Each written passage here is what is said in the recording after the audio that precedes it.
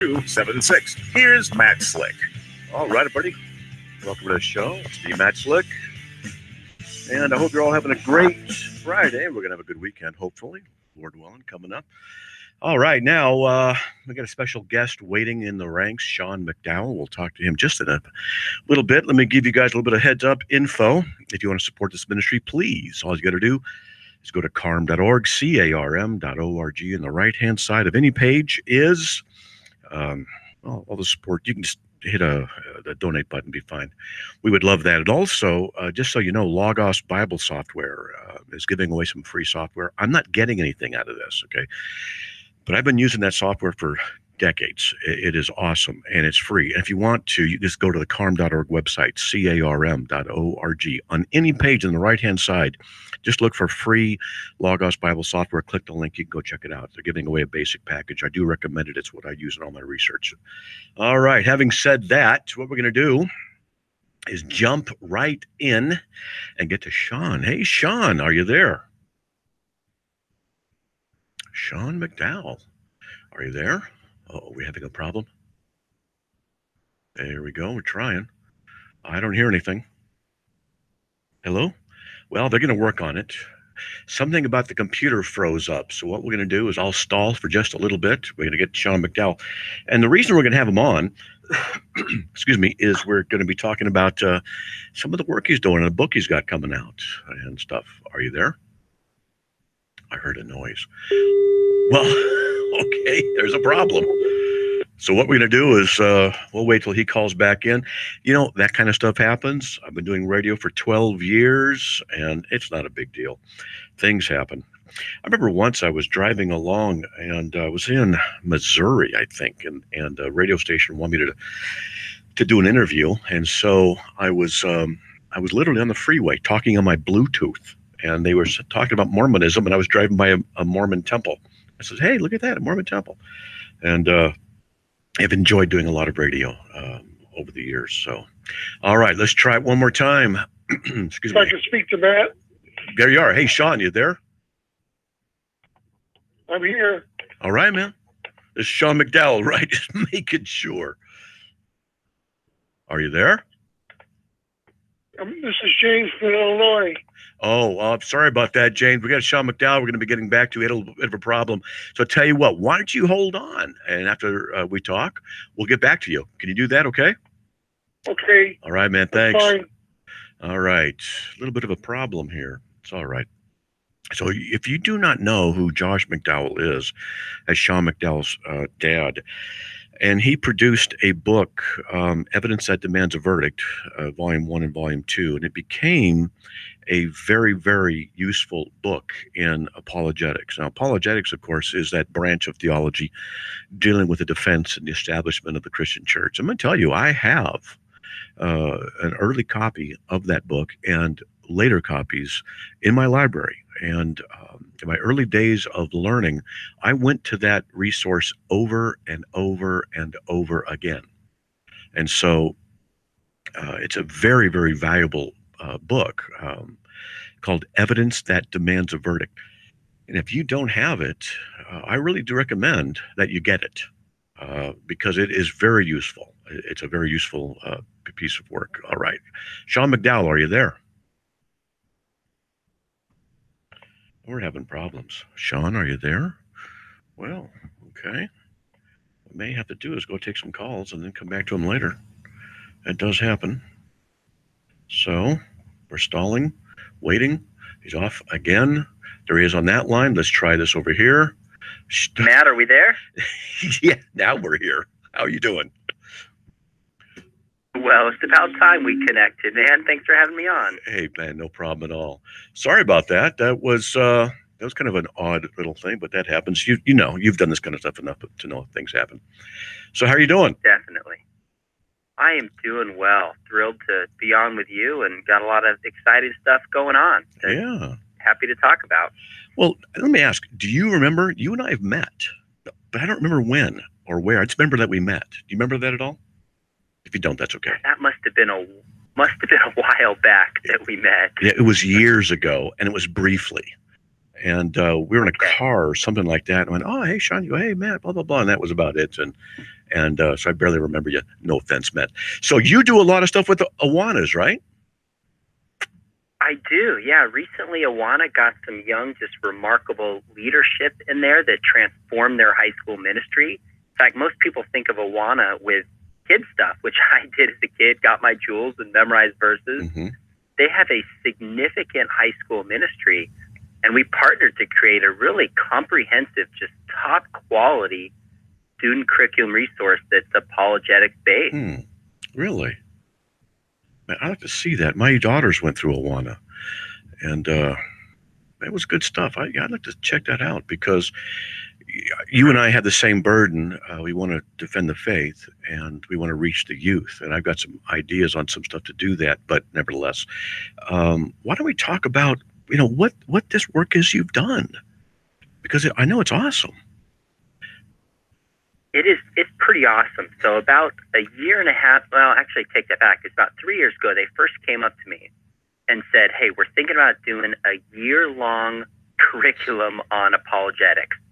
Top quality curriculum writers, video makers, and getting all of Awana's resources behind this. Are you in? And I was like, man, you had me at hello. I've had a dream about making something top right in apologetics. So we sat down with about 3 or 4 of us, and over weeks, we laid out what's the scope and sequence for this? What do we cover? What's the most creative way to come up with illustrations that students will grasp? And it's a 32-week series where we go step by step in the most careful, comprehensive way you can imagine, helping young kids think Christianly about their faith. Now, there's a smaller way. If someone goes, gosh, I don't have 32 weeks, we've broken it up into 4 8-week sessions they can do. But for someone like you and I who just says, man, we have a burden for our kids, we want to train youth to think, a parent, a youth worker, a teacher, a pastor who wants to take students, there's really nothing out there like this as comprehensive and top quality. Well, there may be a lot of people out there who don't know what Awana really is, and a lot of new believers in the church. So why don't you fill them in a little bit on what Awanas is? Yeah, Awana has been around for decades, for a long time, and they really specialize in discipleship, and they're really known for kids ministries, Bible memory, and Bible lessons. But what a lot of people don't know is they have a massive reach internationally into churches in other countries, and they have a huge youth ministry that's growing. So when we started working on this curriculum, we just laid out and said, all right, how do we make this thing set apart from any curriculum that's out there? So you'll follow with this, but we start off just with a series saying, what is apologetics? What is truth? Why does reason matter to the Christian faith? And then second, we started saying, let's look at different worldviews. So theism, monotheism, and naturalism, pantheism. Then we look at the question of science and faith and how that helps to narrow down which worldview could be true. And then my favorite section is one we call signposts, where we look at things like how beauty in the universe points towards a divine artist, or how the fact that we see our lives as a story and we tell stories is best understood that we're part of a grander story. We actually exist as a part of a story. And then, of course, we walk through the evidence of the Bible, historical Jesus, and then answer some of the tough questions about hell, problem of evil. And then we end up saying, how do you really practically put this into good use in your relationships, in your life? So it's really comprehensive. And my hat is off to Awana for being willing to invest so much resources in apologetics and worldview and students. Yeah, it's a great program. Because I'm listening to you go through the topics, and I've done apologetics for 38 years. So those topics are perfect. It's right in there, exactly what they need. So I really do want to. I'm going to check this out. I'm going to find the information. I'll get it someplace, but I want to check it out because I definitely like what Awanas did.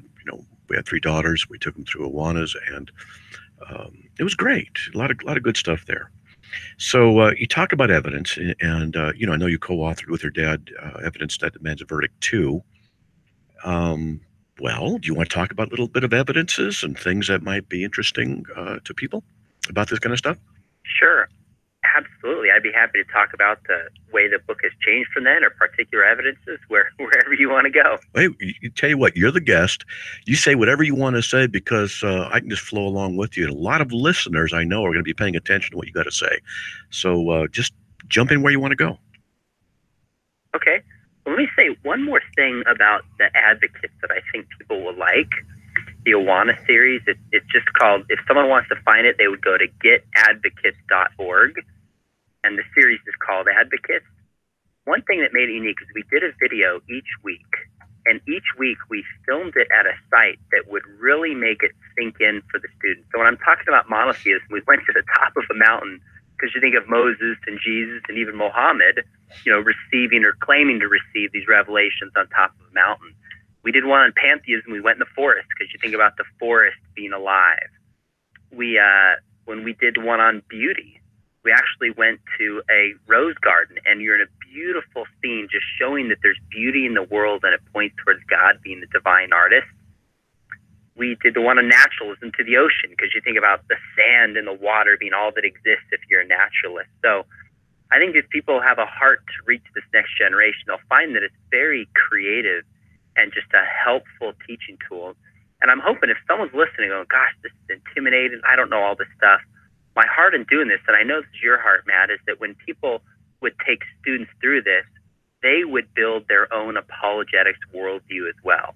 So the person doesn't have to be the expert to go through it. They just have to say, I'm going to value this. This is important, and let's do it. And the feedback we've gotten so far is really pretty exciting. Yeah, I'm looking at the Advocates page, which forwards to Awana.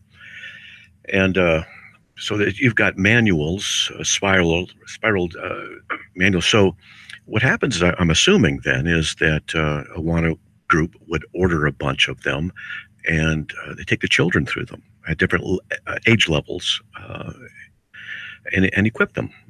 I suppose that's correct, right?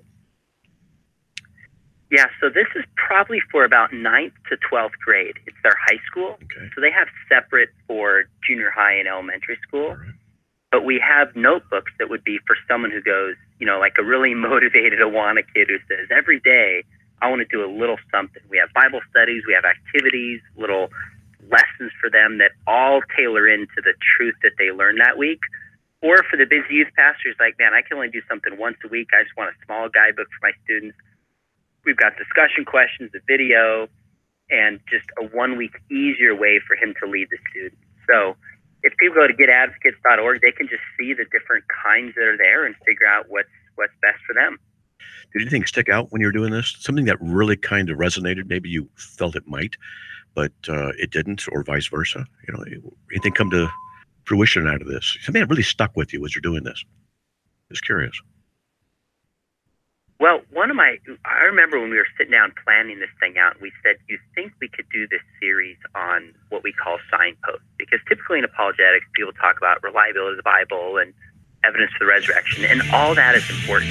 Oh, man, we got a break coming up. Hey, Sean, can you hold on? We got a break coming up.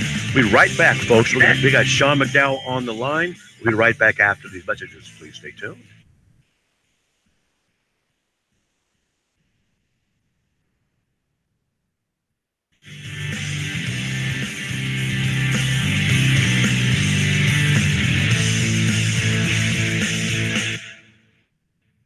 Don't let debt keep you down. Protect your career, your family, and your financial future with help from NFCC, a financial advocate who understands the money issues faced by current and former military members. Schedule a confidential financial review with an objective nonprofit NFCC financial counselor. Call us today at 877-404-6322 or visit us at nfcc.org/military. You owe it to yourself.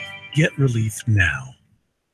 Hi, I found a toy dinosaur over on the playground by Smith Street. It had this phone number on it, and, well, I just wanted to make sure the dinosaur made it back to its little owner. When I found the little sippy cup, I just had to give you a call. It's for a kid, I know my son gets super attached to the smallest things, even a fire truck, and I'd be happy to drop it off. We'd do anything for kids, yet 1 in 6 children in the U.S. struggle with hunger. Help end childhood hunger near you. Learn how at feedingamerica.org. Brought to you by Feeding America and the Ad Council. A Harvest America moment. with Pastor Greg Laurie. I don't think we understand what a hypocrite is because we throw the word around. And boy, people love to really call others hypocrites. You hypocrite. You know, and what is a hypocrite? A hypocrite, we think, is someone who says they believe something and they do another. That's hypocrisy. No, it isn't. That's humanity. A hypocrite, and the way it's used by Christ, is a person that pretends to be something they are not. It meant an actor. That was the translation of the word actor. It came from the word hypocrite. It just means one who's putting on a performance. Impact your world with the gospel by knowing God and making him known. Connect with Pastor Greg Laurie and sign up to receive his free daily devotion emails. To get started, visit harvest.org today. This is Barry McGuire. I'm a car guy here to help you understand God's purpose for your life through the eyes of a layman. When you wished an unbeliever Happy New Year, was it just a phrase to make them feel good, or did you really mean it? Do you want them to have a Happy New Year? And if so, what are you willing to do to help them achieve it? It's been said that God created us with a God-shaped void that only he can fill. They can fill that void with all types of things, from sex and drugs to success and fortune. But the happiness that comes from such things can never last long enough to keep them happy. Even success becomes addictive and leaves you wanting more when you use it to fill the void that only God can fill. So when you say Happy New Year or have a good day to an unbeliever and add God bless you, you'll help fill their void by moving them closer to Jesus. Your job is to ignite revival outside the walls of your church by moving everyone every day closer to Jesus. If you need help doing that, go to rotw.com. It's Matt Slick Live, taking your calls at 877-207-2276.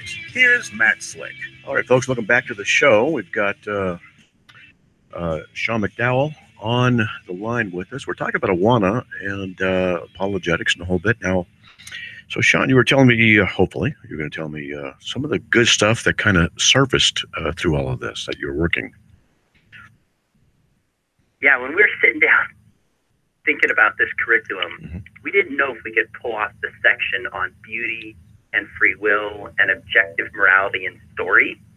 And we sat down and said, you want to go for this? Let's do it. Because typically in apologetic series, those topics aren't covered.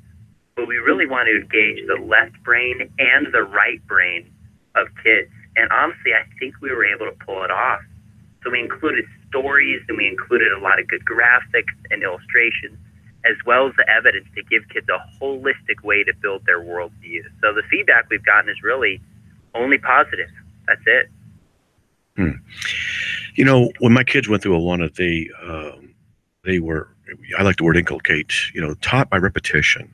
And they learned a great deal, learned a lot of Bible verses, made a lot of good friends. I'm trying to build up Awana for people who may not know what it is, because you can go to awana.org or .com, AWANA, and you can check it out. There's churches in your area, I'm sure, that are doing it. It's done by volunteers. It's really good. It really is. And I would take my kids and other kids, neighborhoods to it and things like that. So it's just a wonderful thing. But I'm really tickled that you are doing this. I really am. I'm kind of jealous, too, because what a great opportunity it is to be able to develop something like this and stuff. So have you gotten any I know you're going to have feedback already. I know that stuff's already out.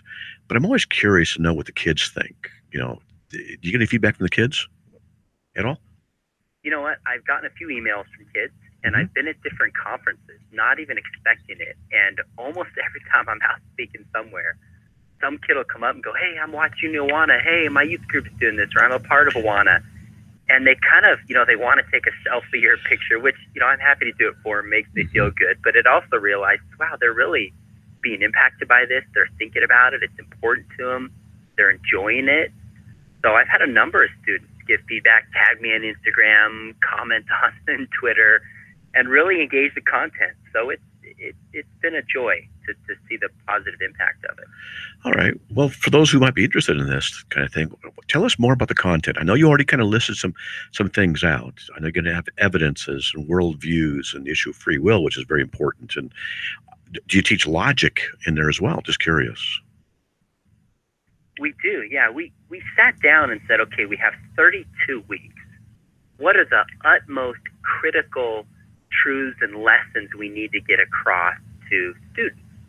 So the first unit was like, we just have to introduce students into a few things. Number one, the idea that faith is not blind. Look at the biblical evidence that Jesus did miracles to give us a confident faith.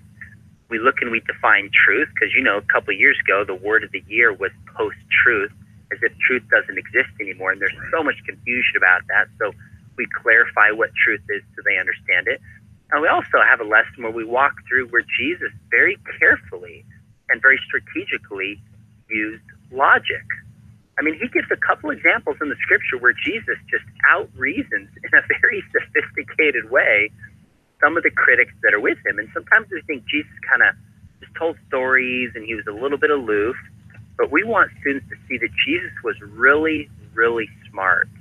And he knew what he was talking about. And that they need to learn to be smart as well when it comes to their faith. And then we just kicked off in that beginning by talking about, all right, here's how you ask people good questions. Here's how you're going to use this material. And then we dive in and we start looking at the apologetics material for the 6 units in the middle. And then at the very end, we come back after we've looked at all the positive evidence and say, okay, what do you do if you still have doubt? Because this generation has a lot of questions. And I've seen some recent research about Generation Z, and it says they continue to have questions and doubts, and that's one reason some disengage their faith. Then at the end, we give really practical things like, how do you ask people good questions in conversation? What are thoughtful spiritual questions that you can actually take what you've learned and put it to good use? So it's full of apologetics material in the middle, all the stuff that I know you love, Matt, on the scriptures, the resurrection, intelligent design. But at the beginning and at the end, we want to really make sure it's practical so students know how it applies to their life, their relationships, and ultimately the spiritual conversations they have with non-believers. Yeah. I love hearing stuff like that. It's awesome. It's music to my ears. So now I know that there are people who go to Awana, take their kids there. And I know that there are a lot of parents who don't really participate. They might just drop them off because they've heard it's a good thing. And that's okay. We want them to be more involved, but that's another topic. So for those who are involved with Awana and they want to get this information, how do they get that? How do they get it again? I think the best place for them to go to is just getadvocates.org. It's a special website we set up for the high school advocates, which is the apologetic series. So getadvocates.org. And I really want to encourage listeners. I know your listeners value apologetics and worldview, but we're raising the bar with students. It's doable. We're not going to talk over their heads, but we're raising the bar and really saying to students, you're capable of more than you think. We know you have big questions, and we want to take you on a journey to explore those questions so you and your life can make a difference. And every leader I've heard from says, gosh, I wish I had gone through this when I was in high school, when I was younger. It would have helped me a lot of difficulty that I went into and challenges of my faith, but also just given me more confidence to live it out. So all the adults that I've heard from that take kids through it also say, wow, this really helps me, because the best way to learn something is to teach it. So if there's some youth pastors or parents listening going, you know what, I want to go deeper in apologetics, don't just study yourself. Get 2 students together. Get 10 students. Buy them a pizza on Wednesday night. Buy them ice cream. Tell me you want to pour into their life and take them through a series like this, and you have a chance to impact a young person really for eternity. That's why we did this series. Amen. Apologetics really truly is a love for me. I need to get a T-shirt that says, I would marry apologetics. That's how much I love it. My wife just gives me the look when I talk about that, But so I love apologetics. Obviously, you do. And I have noticed over the years that a lot of young males, more males than females, I don't know why, but anyway, a lot of young men are developing an increased appetite for things of apologetics. But on the other hand, a lot of people aren't interested. Why do you think they aren't interested at all in apologetics, so many? Yeah, that's a great question. You asked a little bit earlier about the evidence book my father and I have done together. We started that book at the beginning, talking about reasons that people don't care about apologetics, the reasons apologetics has a bad name. And I think there's a few things. I think some people have seen apologetics done in a very cold, mechanical, ungracious way, and it's just a turnoff to them. And they've had a bad experience, and they write all of it off. So I understand that. They've also maybe seen apologists that are really heady and cold and rational, and it just feels like this doesn't really connect to my heart or my life, and so that turns them off. Third, I think some people just don't even really know. Hey, you know what, Sean? Sorry, we got another break. Let's get number 3. When we get back from the break, I'm really enjoying this. This is great stuff. Hey, folks, we got Sean McDowell on the line, the son of Josh McDowell. Evidence demands a verdict. We'll be right back after these messages.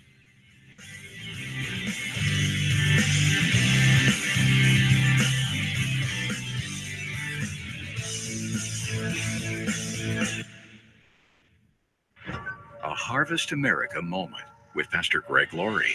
I don't think we understand what a hypocrite is because we throw the word around. And boy, people love to really call others hypocrites. You hypocrite. You know, and what is a hypocrite? A hypocrite, we think, is someone who says they believe something and they do another. That's hypocrisy. No, it isn't. That's humanity. A hypocrite, and the way it's used by Christ, is a person that pretends to be something they are not. It meant an actor. That was the translation of the word actor. It came from the word hypocrite. It just means one who's putting on a performance. Impact your world with the gospel by knowing God and making him known. Connect with Pastor Greg Laurie and sign up to receive his free daily devotion emails. To get started, visit harvest.org today.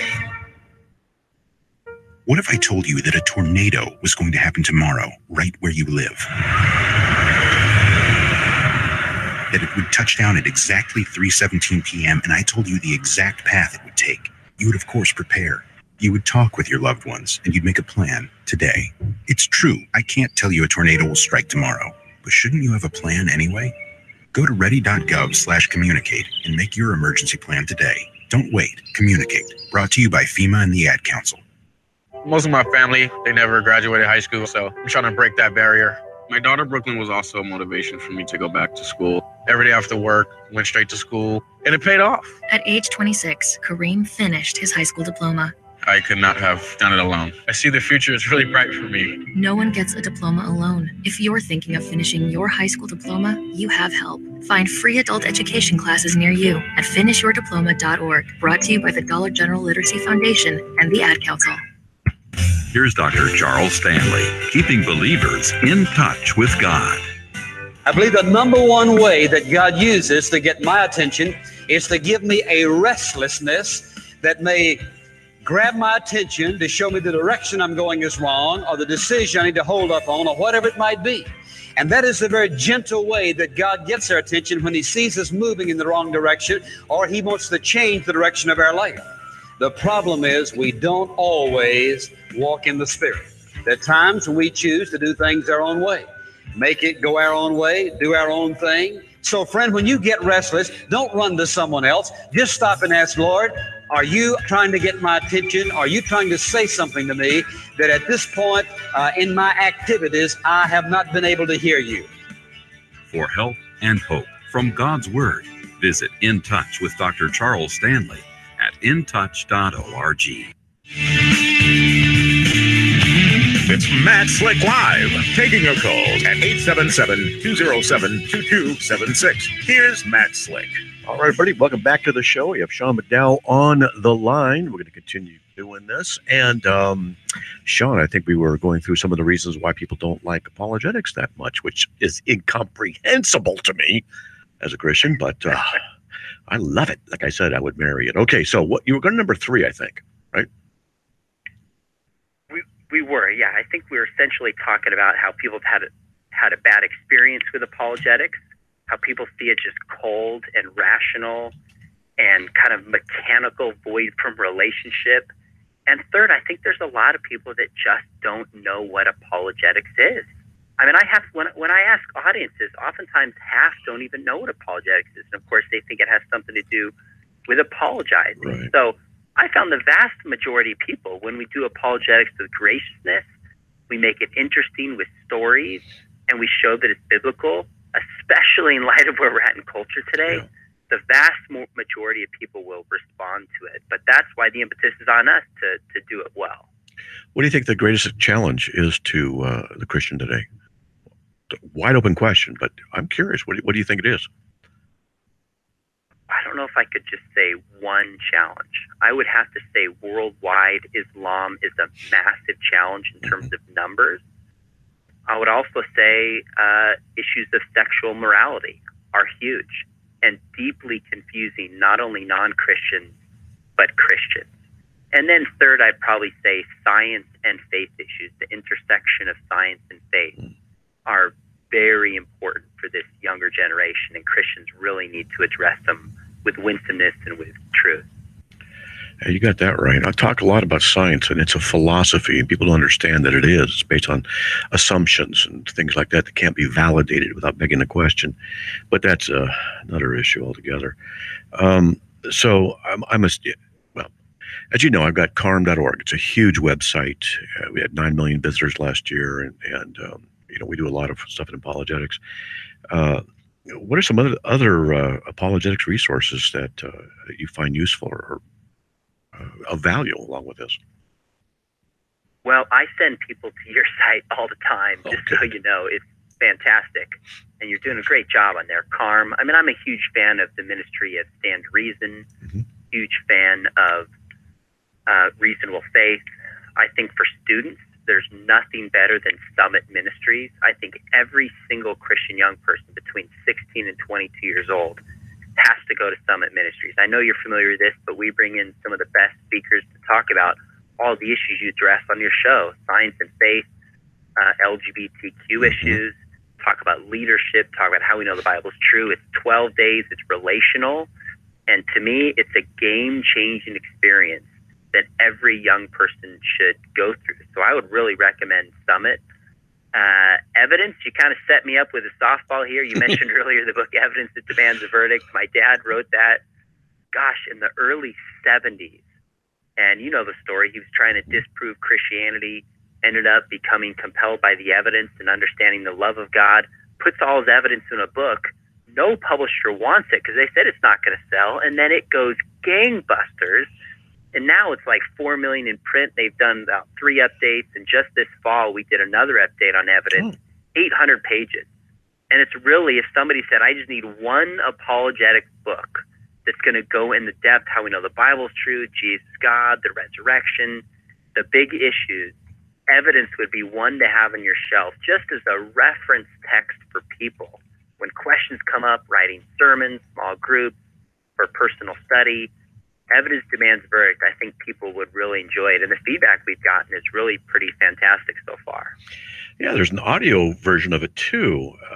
I'm looking on Amazon. I'd like to recommend people to check out stuff. I have a lot of books on Kindle and stuff. Yeah, folks, you know, seriously.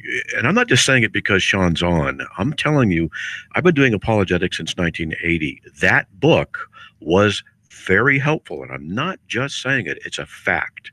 And so I wholeheartedly do recommend it. There are other books that are out there as well that are very valuable, but it is a good book to have. And I'm going to have to get the newest one just so I can have it and go through some of the newer material. It's just so valuable, very useful in defending the Christian faith. I'm serious.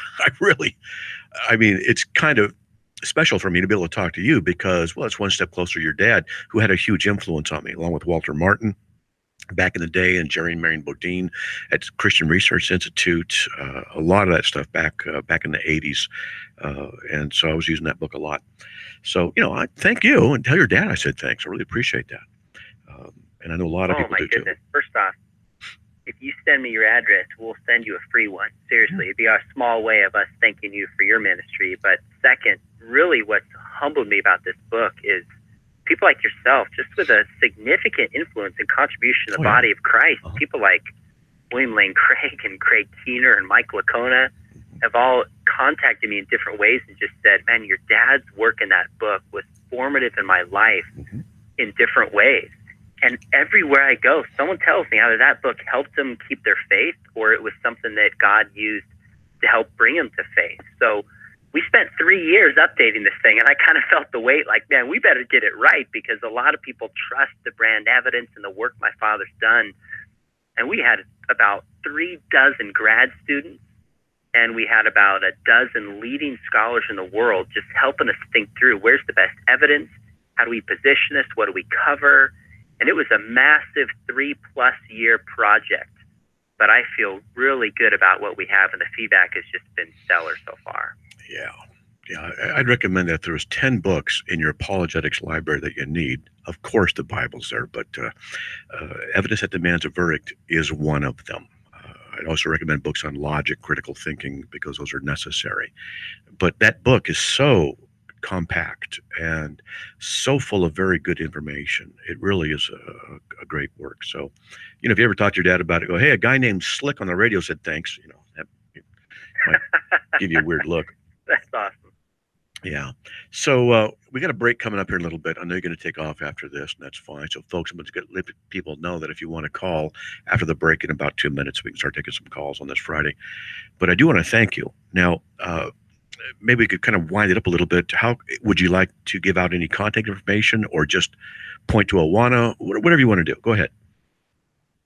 Oh, thanks. That's really kind. If someone wants to get the Awana, getadvocates.org would be the best place to find it. I have a blog where I have a ton of videos. In fact, I just had a conversation on the Bible and homosexuality with Matthew Vines, who's probably the leading gay Christian advocate. Yeah.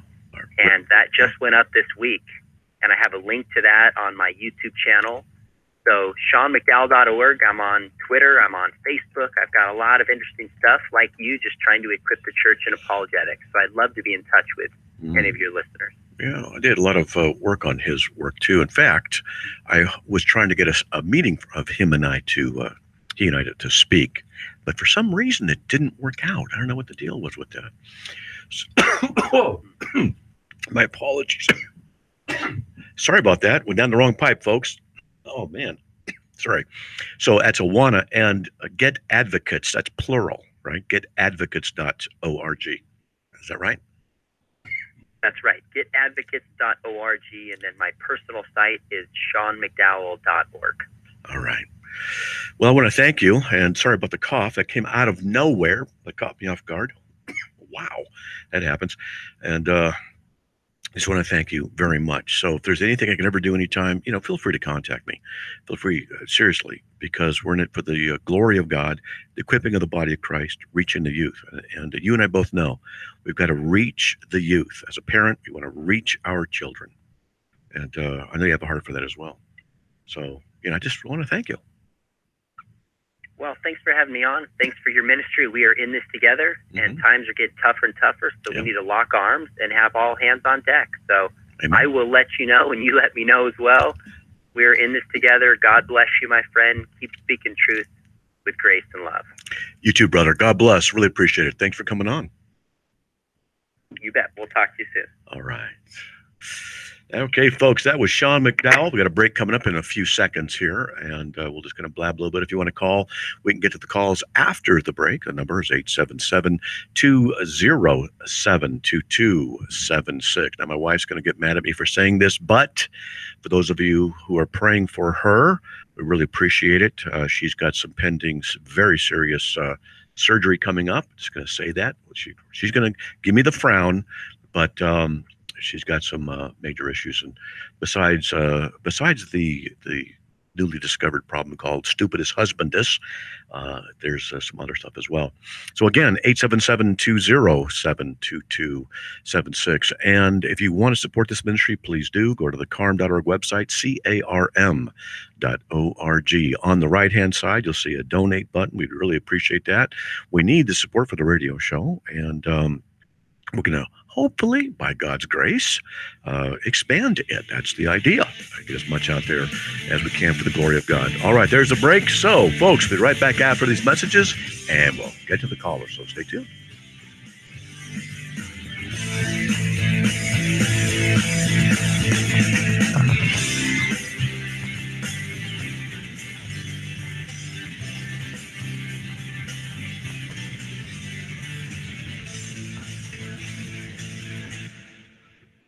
a 6th grade teacher in an upper middle class California city ask her students to complete the sentence that begins, "I wish."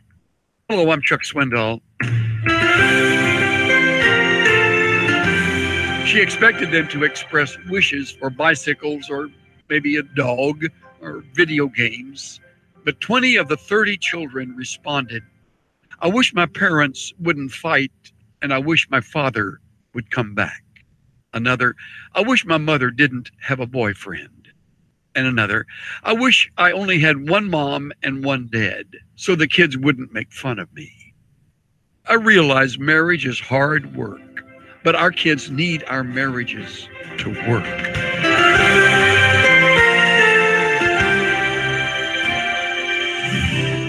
Pastor and teacher Chuck Swindoll. Visit Insight for Living's website at insight.org. Man, do I love card night. You ready, boys? You got a king? Go, fish dad. Oh, come on. This is WWE superstar Titus O'Neil. It only takes a moment to make a moment. Take time to be a dad today. Learn more at 877-4DAD-411 or visit fatherhood.gov. Brought to you by the U.S. Department of Health and Human Services and the Ad Council. What if I told you that a tornado was going to happen tomorrow, right where you live? That it would touch down at exactly 3:17 p.m., and I told you the exact path it would take. You would, of course, prepare. You would talk with your loved ones, and you'd make a plan today. It's true, I can't tell you a tornado will strike tomorrow, but shouldn't you have a plan anyway? Go to ready.gov/communicate and make your emergency plan today. Don't wait. Communicate. Brought to you by FEMA and the Ad Council. St. Jude continues to advance by increasing cure rates in childhood cancer. And donors are important to us because you get the feeling that you have a team behind you. When it comes to research and advancements, there are some things that only we can do because we have the resources and we have the focus. And so if St. Jude doesn't do it, who will? St. Jude Children's Research Hospital. Finding cures, saving children. Learn more at stjude.org. Man, do I love card night.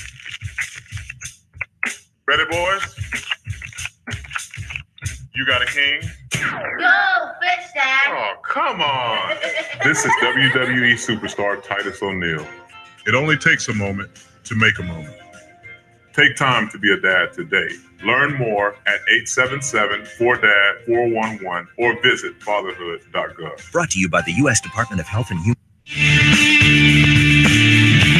It's Matt Slick Live, taking your calls at 877-207-2276. Here's Matt Slick. All right, folks, welcome back to the show. Kevin from Colorado. Hey, welcome. You there? Hey, how you doing, brother? Hanging in there, man. What's up, buddy? What do you got?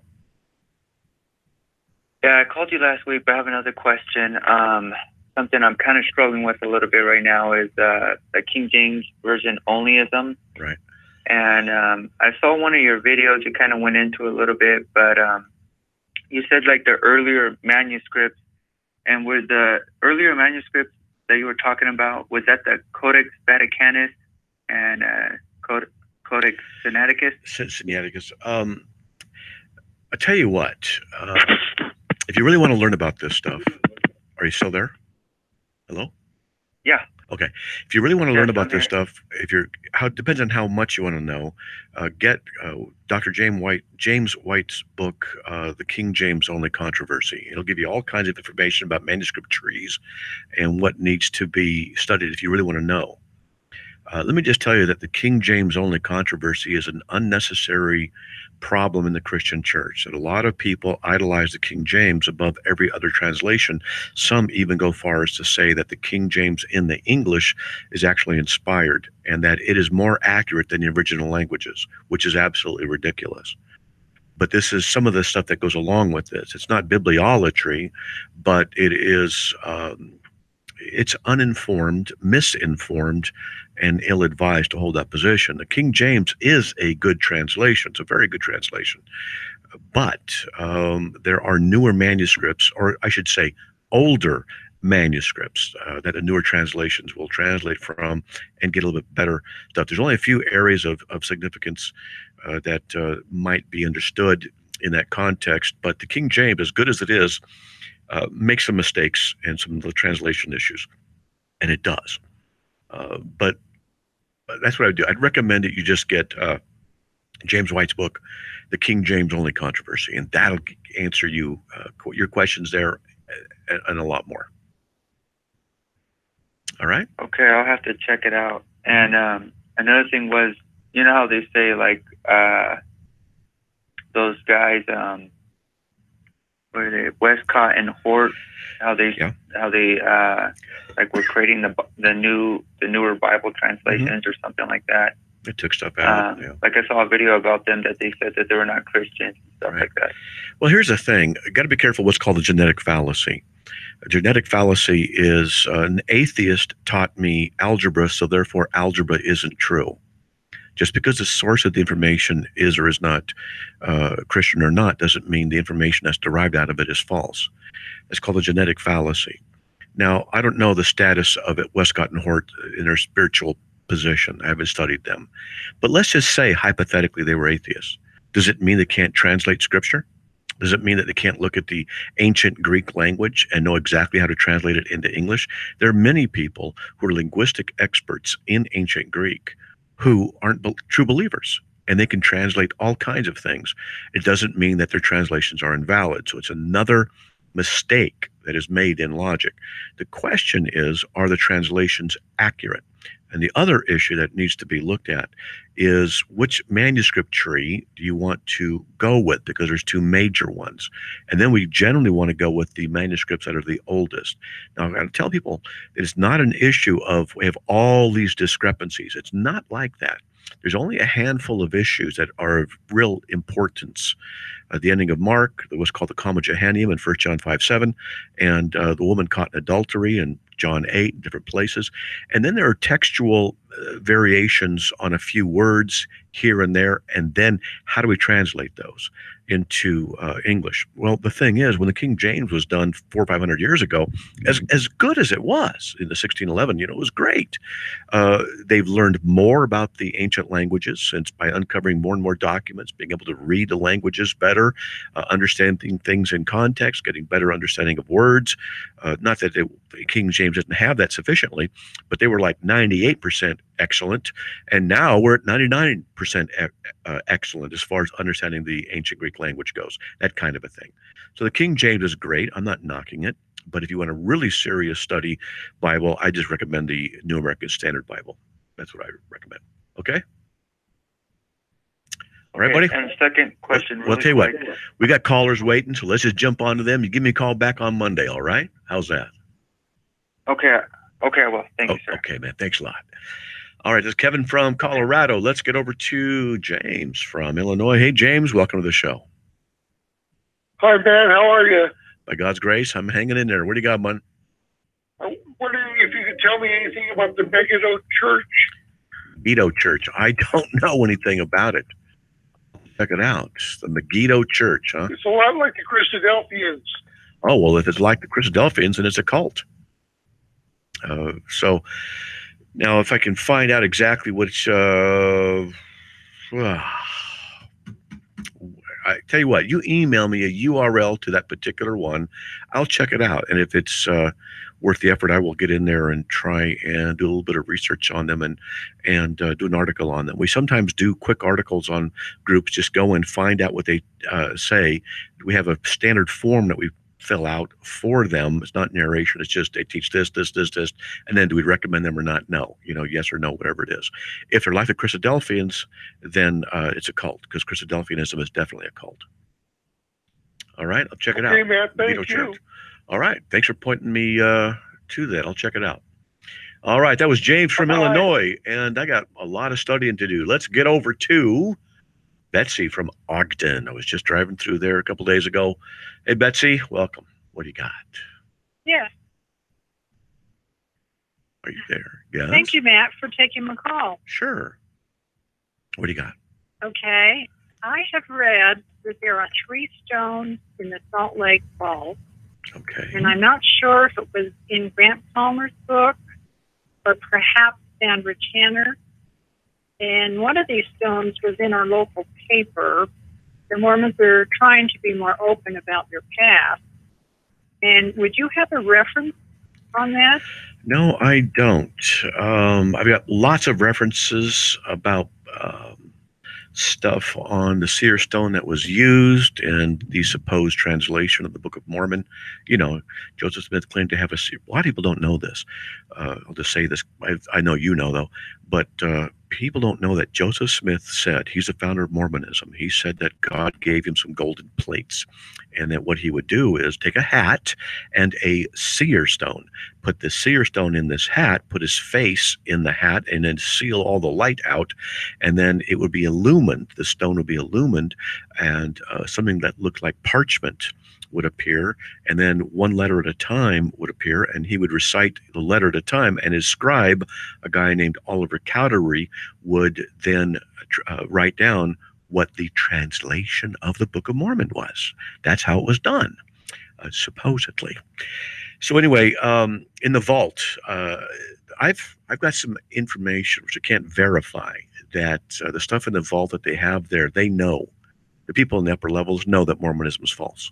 They know, because they got the evidence to prove it. Yeah, you know, the Solomon Spaulding manuscript. I know they got the seer stones, some other evidence and stuff.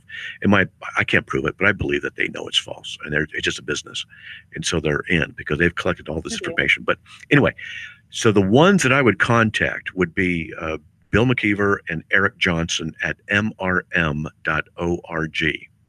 and they are in Sandy, Utah. You know, it's only an hour and a half south of you. And so, so all you got to do is just contact them. Go to mrm.org. Those guys have forgotten more about Mormonism since lunch today than I've ever learned. And when I have questions, those are the guys I go to. In fact, I was just with both of them on Monday or Tuesday. Monday, yeah. So I was hanging out with them.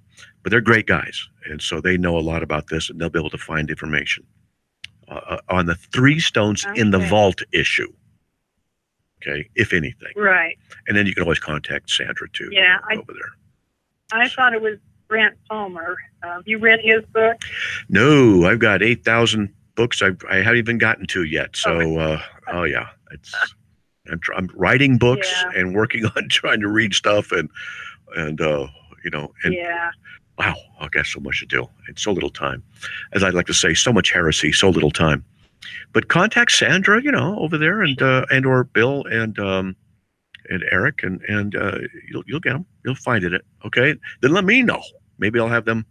I'll ask them about it after you find some research. Okay. All right. All right.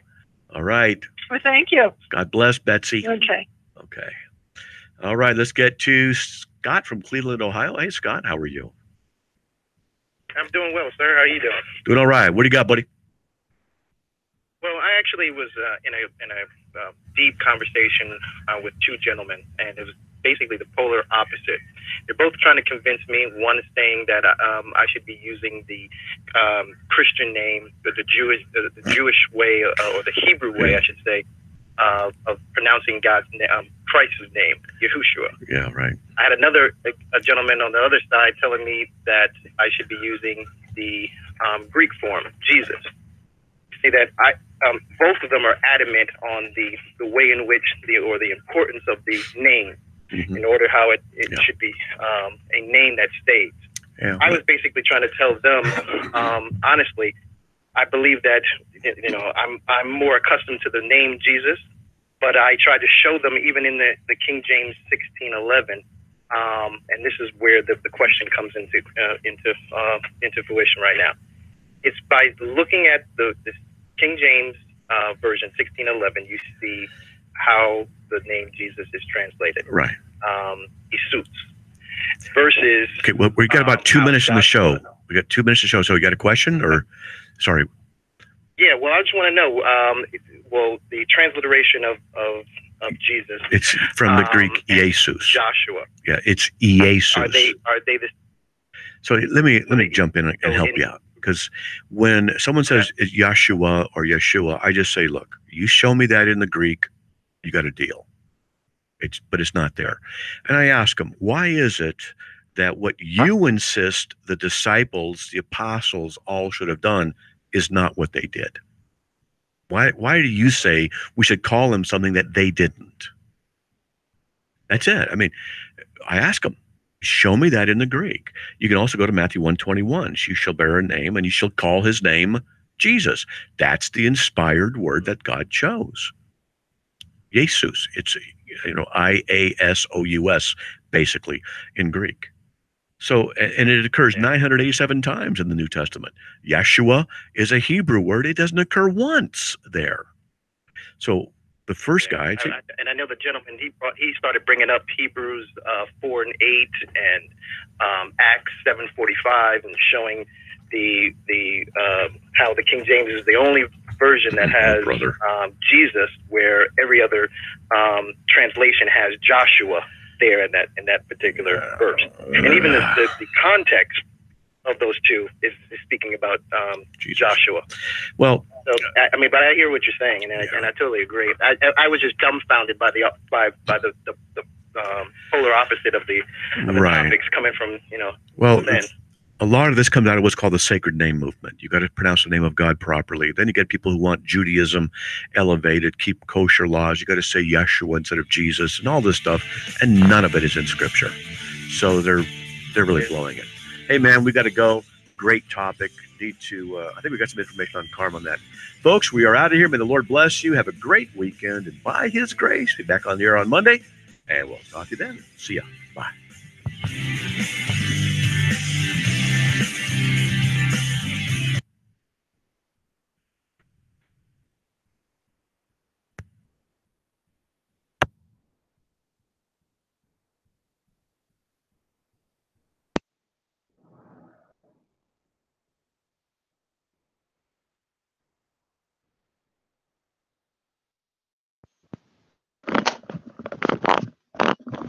All right, folks. There we go. Whoa. How y'all doing? YouTube and Facebook.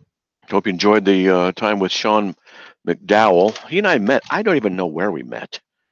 I'm not even sure what state it was or what year, but we did once. We're at a conference or something. I saw him, whatever, blah, blah, blah, whatever. All right, how you guys all doing? Let me get to the place where I can actually see what you guys are texting. There we go. Got that. King James Bible is great for memorization. No, it's not. Seriously, why do the King James? You talk to somebody on the street, for if thou wilt goeth. Why talk to them like that? Just speak normal English. Molinism is false. I don't believe Molinism at all. I believe it's got some serious problems with it. I've written a lot on it. There you go. So NASB is good. ESV is good. Just use modern translation. That's why I didn't. That's why I gave up on the King James. I was out there talking to people all the time. I wasn't going to start quoting 1600 style language. Why would I do that? It never made any sense to me. I'm out there at the beach talking to the beach people on the beach, witnessing to people. What am I going to do? Start quoting stuff from the 1600s, that style? For thou if you believe it. They look at me like I'm an idiot. I'm giving that up. So I went to a modern translation. Yeah,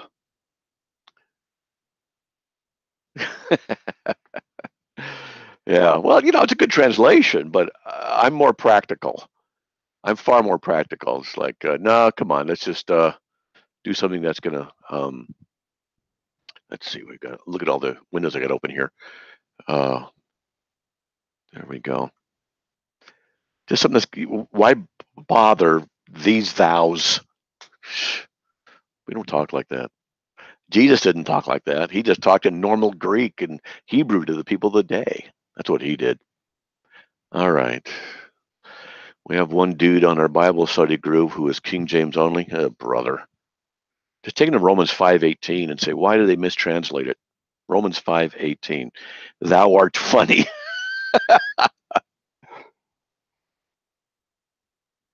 Okay, how many of you did not watch the Super Bowl? You want to know why I didn't watch it? 2 reasons. One, I don't watch sports. However, I have watched the Super Bowl, I think twice, my whole life.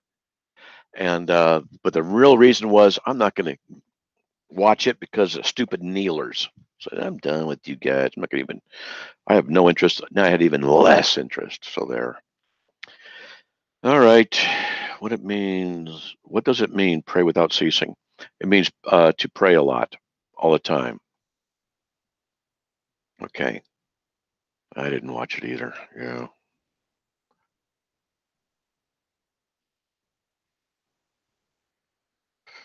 Yep.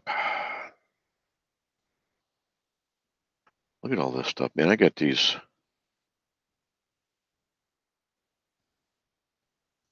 I get so many contacts.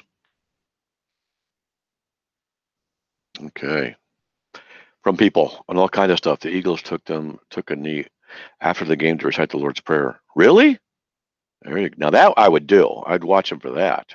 I'd go out of my way to watch them if they started praying. Yeah.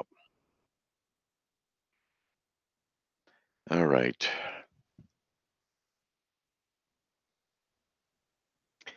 Okay, now what? I'm kind of bored. Hey, Matt, God bless. This might be a dumb question, and don't laugh. But if we are to love our enemies, should we love the devil since he's our enemy? It's not talking about those enemies, the spiritual ones like that. It's talking about the people around you. Don't persecute them in response, okay? That's the context. Don't watch sports. I hunt, I fish. Now we're talking. I don't hunt, but I like fishing. I have a small pond, not too far from here, like 20 minutes away. And I've been doing it for like almost every year now for 10, 12 years. And I just walk around this thing, just throw a line in. I don't catch something very often, but every now and then. And it sure is a nice getaway, you know. Quickly refute the Adventist sanctuary doctrine that 2200 days does not know Eagles quarterback foul is when he's done playing will become a pastor. Wow, that's a lot of stuff there. I'm trying to see how the King James messed up Romans 5:18. Dizzy, go here and look up. Look up the article "All Men Saved" at CalvinistCorner.com, and that will scroll in there and look at the issue on Romans 5:18.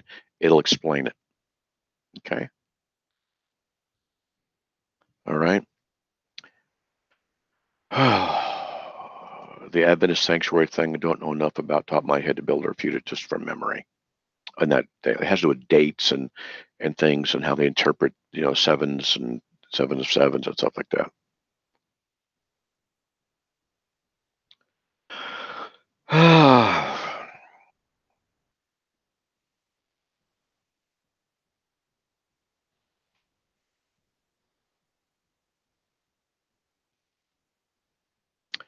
All right.